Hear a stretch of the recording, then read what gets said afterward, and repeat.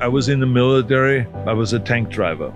And at night, we parked our tank. We first dug a hole underneath the tank so we could sleep underneath the tank. Around 7 o'clock at night, when it got dark, I then went and opened up this compartment in my tank where you have the tools. But I didn't have tools in there. I gave the tools to some other tank.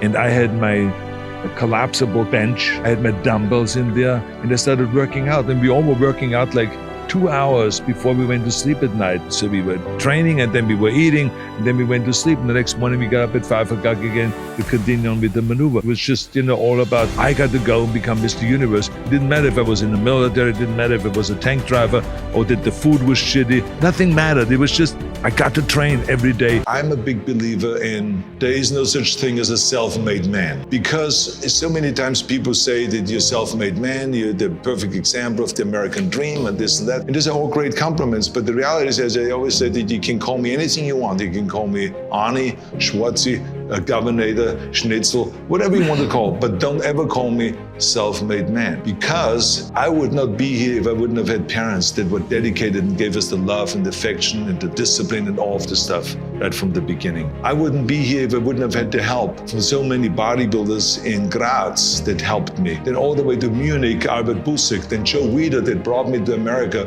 who is the father of bodybuilding, who was the greatest, who created bodybuilding and all this phenomenon. He brought me to America and he gave me the confidence. He paid for the first apartment in Santa Monica. Without that, I wouldn't have made it. If I wouldn't have had the Dino De Laurentiis on the beginning, who was one of the greatest producers of all time. He made over 500 movies, who came to me and said, I offer you Conan the Barbarian. Huge movie that was the breakthrough movie for my international career. If I wouldn't have had John Milius to direct it, or Jim Cameron to say to me that I want you for Terminator, or John McTiernan to do Predator, Ivan Reitman to give me a chance to go into comedy movies. So all of these people help.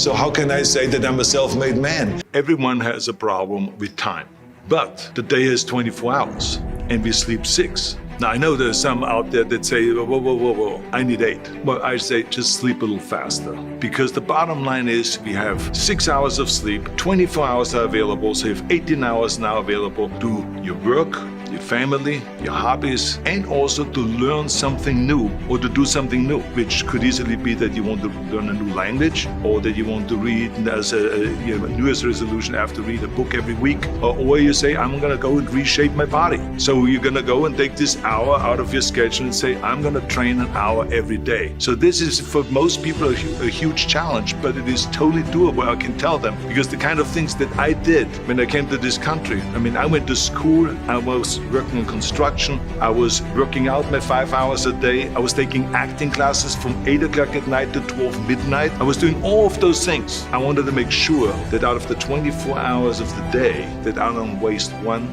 single hour. Those hours were too precious. And so there I just want to tell people, don't give me this thing, I have a difficult time with the time and I don't have time for this and I don't have that. You have time. You make the time. When the President of the United States has time to work out, when the Pope has time to work out, then you have time to work out. We don't operate well if we don't have a mission, if you don't have a specific vision and a specific goal, because then you have something to shoot for. Look, every single airplane that takes off knows where they're going.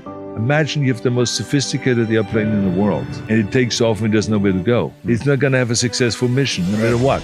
And so this is why it is so important to have a mission, to have a specific goal, because then every rep that you do, every workout that you do will get you one step closer to that goal. And you know why you're doing it. You never ask yourself at 6 in the morning, why the hell am I doing another 500 sit-ups? Why am I getting up at 5 in the morning and go to the gym? You know why. I always knew that for every rep I did, every set I did, every squat I did, every bench press I did, every chin-up I did, every leg raise I did, was to get one step closer to becoming the world champion in bodybuilding. And it felt good, and I had a good time doing it. I think the secret to success, it doesn't matter if you come from a little village in Thal or from a big town. There's one thing that you have to do, and that is you have to first of all work your ass off. And number 2, you have to have a very clear vision of where you want to go. You have to be brave. You have to be tough. You have to have the discipline to follow through. And it is very important that you don't listen to the naysayers. Because in every step of the way, when you make decisions like, I want to be a bodybuilding champion of the world, people say, this is impossible. This is an American sport. It's never going to happen. When you want to go to America, they say, what's the matter with you? When I wanted to be in the movies, they said, you have an accent. It's never going to happen. No one ever became a leading man when you have an accent. You have a huge body. You weigh 250 pounds. You look like a monster. Your name cannot really Schnitzel, whatever it is.